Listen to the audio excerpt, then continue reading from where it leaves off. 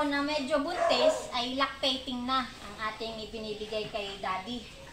So, sana po ay may produce siya kahit isa o dalawa basta buhay. Okay.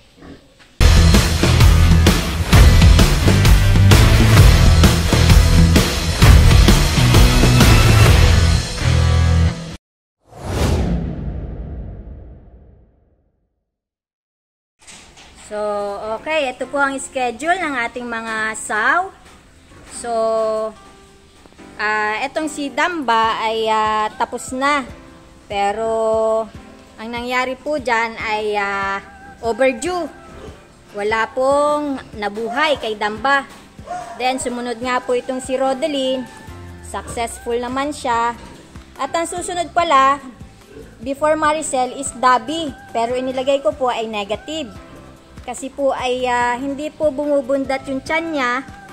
Pero ngayon ay mukhang nag-iiba po ang itsura. Ang due po niya ay November 28. Ngayon po ay November 17. So napansin ko po na medyo bumundat. So tingnan po natin.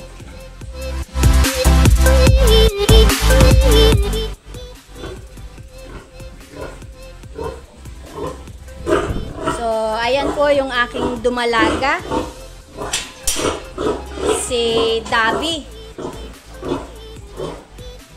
So, kung tatayo po yan, ay maliit po talaga ang tiyan. Pero, nung hinipo ko po ang kanyang dede, ay tumitigas na. Kumbaga po ay parang nagkakalaman na.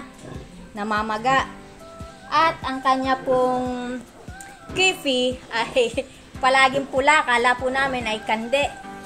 So, aabangan po natin si Dabi kung may ilalabas na piglet. Sana naman po ay buhay kahit isa o dalawa para ayos. So, sana naman po ay hindi fetus o stillbirth. So, at least first time lang naman po niya at baka po magkakaayos. So, ayan. Hinilit-hilot ni Ding.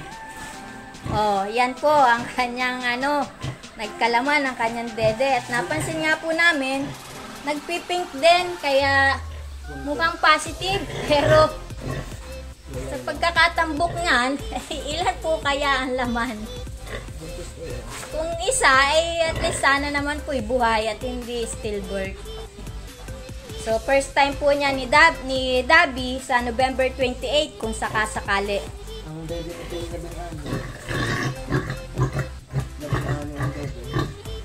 oh, ha? Nagsalita din si Ding. 16 daw ang dede kasi magkadalasan po ay merong 14, 12 pero 16. So magtataka tayo kung ang ilalabas niya ay nasa 10 sa ganyang klase ng tiyan.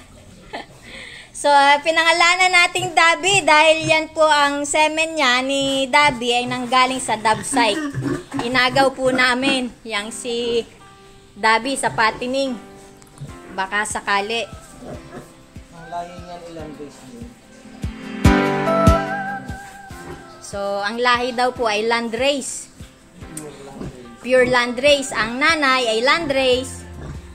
Galing kay Lunti. Sa Luntian. At si sperm sa AI ay sa Dabsite. Pure landrace. So, ayan po. Yan po si Dabi. Kala namin kande. Laging namumula. So, abangan natin kapag nag-jelly-jelly. Okay. So, nawa ay makaraos din si Dabi.